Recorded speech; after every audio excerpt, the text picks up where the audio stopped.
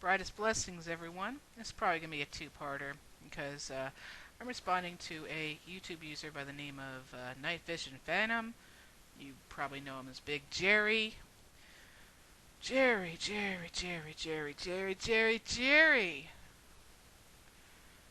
You know, I am so disappointed in you. I really am. I thought that we got past all this crap when you went around and around and around with Coughlin.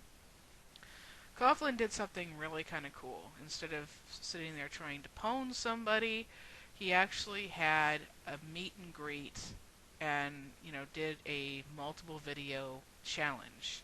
And it was designed for him, an atheist, and Jerry, a Christian, to get to know each other and to, I think, mainly teach Jerry how to think outside that box. See, Jerry has a bad habit of boxing in people, of labeling and boxing. And the problem is that it just doesn't go. It really doesn't. The a while back I had responded to one of his videos and I thought that I wouldn't have to make another video like this because a lot of people thought that Jerry may have actually grown a little bit from that experience, but apparently not. He did a video entitled what his problem was with atheists. Now, if you got problems with atheists, of course you got some sort of problems with atheists. You're not an atheist, so you don't agree with atheists, and no one's going to expect anything different from you, Jerry. But holy fuck! Basically, he was saying, way back when, in the good old days, you were either brought up with a strong religious background or you were brought up with a semi-religious background, but you were brought up in some sort of religious background. And he seemed to be longing for the good old days. Now I'll be reading some of these things because he had so many points that I just wanted to. Yeah, it's long. That's why it's gonna be a two-parter. Well, first of all, Jerry, you're again assuming boxing and assuming are your two biggest problems, Jerry. Okay, you're assuming that all of those households were Christian. Not all of them were, Jerry. Even though a large percentage of them were, um, not all of them were, and that's not a bad thing. I think that you should have some sort of religion in your life, or some sort of faith or belief system, some sort of system with checks and balances to have you to remind yourself to mind your p's and q's. Well, let's look back to the good old days, shall we, Jer? Hmm. Longing for the good old days when you could beat your wife without repercussions of being arrested because, we just have to teach the bitch how to keep the kitchen clean or make a good meal. Ah, the good old days where you could beat the living fuck out of your child, maybe beat them so hard you kill them. After all, it didn't count as murder because it was your child. And I know that I'll have a lot of people going, well, we need to have more discipline and all that stuff. Yes, the word is discipline, not abuse. I believe that not all children need to be spanked. I also believe that some children do need to be spanked, and that's not necessarily a bad thing. I also think and believe that you should never spank when you're upset and angry. And if you must punish the child right then and there to know what he has done, then you must find another punishment other than spanking. Because we all know there's a lot more than a fine line between spanking and beating. We all know this. Back to the reminisce. The good old days where you could take a chick out on a date, and if she didn't put out because you spent money on her, like with dinner and a movie, you could just take her because there was no such thing as date rape back then. If you could prove rape, doesn't matter. If you were wearing anything more than what a nun would wear back then, we all know the bitch was asking for it. I mean, she went out on a date with you. She actually was nice to you and didn't treat you like a repugnant pig. She accepted a movie and dinner and drinks. And how dare that bitch say, no, I don't choose to have sex tonight, or no, my religious beliefs are that you should not have sex before marriage. Bitch deserves it. You take what you can. You're stronger than her. You're naturally a man. God made you stronger and able to force yourself upon her.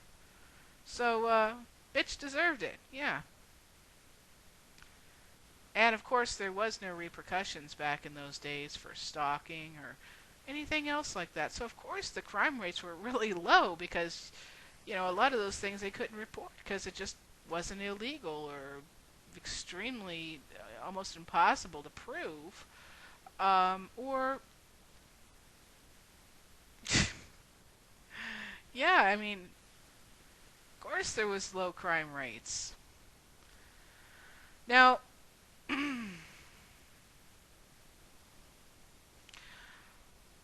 Jerry seems to have a problem with free thinkers and atheists. Now, I'm not an atheist, Jerry. I think you know that I'm not an atheist.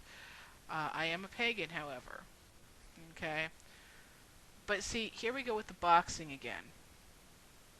Atheists, most atheists, so maybe you have grown a little bit, Jerry, um, according to you, are liberals. They're pro-choice. They have no problems with gays. They want to be, easy on crime. They want to let all the illegals flow in and suck off our money, and, all that stuff. And again, you're boxing people in. The only thing that brings atheists together as atheists is the lack of belief in God or a deity any of any degree. After that, they explode out in the world in a multitude of beliefs and feelings and thoughts and opinions on everything. Not most of them are not liberal. There are plenty of conservative atheists, plenty of moderate atheists, plenty of independent atheists, plenty of pro-choice atheists, and plenty of pro-life atheists. Maybe you'll see atheists, many of them voting pro-choice and voting to allow gay marriage and stuff like that simply because of one thing and one thing only. And that is, they don't have the religious dogma that is forced upon Christianity.